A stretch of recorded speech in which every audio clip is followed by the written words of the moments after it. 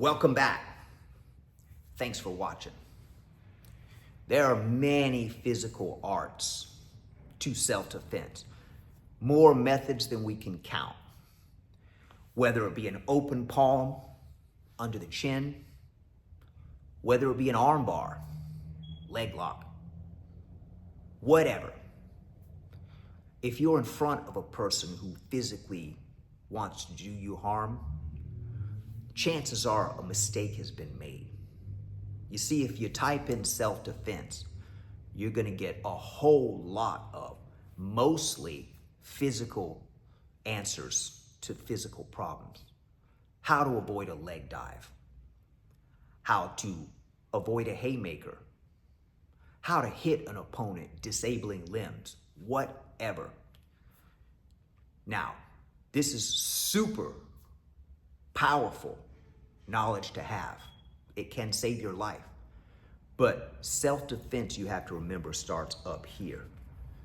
Vetting people, observation, not being inebriated, staying sober with a clear mind, watching, observing, vetting the people in your life.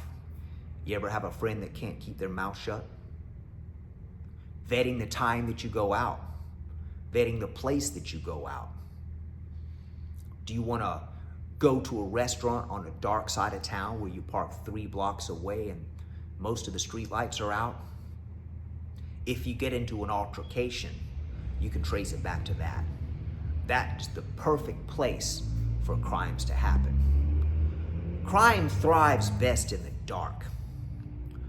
So, at night, I would suggest having a flashlight. Going out to your car, the last thing you want to do is be fumbling with your keys in your pocket or your purse or on your phone sending a text, because anyone who is up to no good is looking for you. You see, the perfect target. At this point, you might as well put a blindfold on, okay? The cell phone can save your life. It could also save someone else's life. You can call EMS. You can call the police. You can report a crime, a drunk driver. Or the cell phone can get you abducted, can get you robbed, or worse. So it could be a double-edged sword. So the proper use of the cell phone requires certain levels of external awareness. I'm not saying not to text, not to look at your phone. Make sure you're in a safe place when you do it. I live across the street from a park. When I open my front door, there's a park there. And there's a bench, a couple of benches. And all the time I see people in the dark, headphones in, face buried in their phone. If nothing happens, they're very lucky, because that is who people who are up to no good are looking for. You get the drift? All right. Conduct, the way we conduct ourselves. There are people that will pull in, cut someone off, steal their parking spot, walk inside like nothing ever happened. If it's Seafood Less driving by and they take my spot, I may grumble for a second, but I'm gone. No problem. It's not worth it. However, you have to pity such an individual who is that unaware of their behavior, because they're prey animals. They're like guinea pigs. And if you don't want to be prey, you don't want to look like prey. Now, obviously, we don't want to be a predator either. We have to be in the middle, understanding a predator, getting into the mind of a predator, understanding what they are looking for. The lowest of the low type of men or women that will spike someone's drink with something. This can be avoided, A, by not being out where a lot of people are consuming alcohol. But if you're with a friend, you want to have one drink, no problem, man or a woman. If you have a beer, thumb over the top. That way, with the thumb over your top, you can have a conversation. You don't have to worry about something slipping in there. If you have a glass, you have your hand over the glass.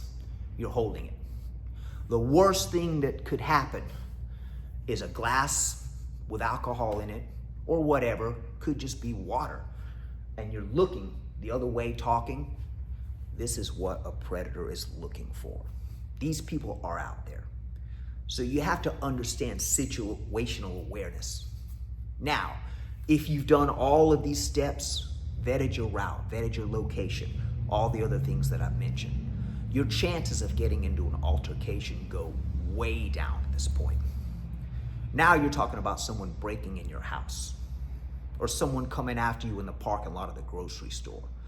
Now, if this happens, this is where the physical self-defense comes in. If someone wants to attack you or do you harm, we want to make them really, really work for it so that they become overextended in a bad situation. Someone lays down on the horn or someone gets really angry, road rage, another terrible problem. If you have someone following you, wishing to do you harm, drive to the police station. I've done this before. There was a very unruly individual, I could hardly call him a gentleman, screaming at the top of his lungs, making threats because he was doing 40 miles an hour in a parking lot and I had to stop. He drove by. He got on my tail and he followed me. This was several years ago. Fortunately, I wasn't far from the police station. He was right on my tail until I pulled into the police station and he hit the road. Couldn't get away faster. So you want to make sure that if someone's following you, you're going to a safe place like that, okay? And they will vanish just like darkness when you flip on the light. You have to understand predators thrive on darkness.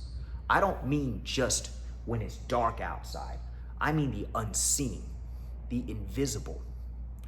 Like someone who is on their cell phone, as I mentioned, with their headphones in the dark. Everything around them is invisible. So like I said, they're prey, like a guinea pig. So use your head a little bit. And if you really follow these steps, keep the situational awareness thriving, your chances of altercation go way down. All right, thanks for watching. Sifu Les Clements out.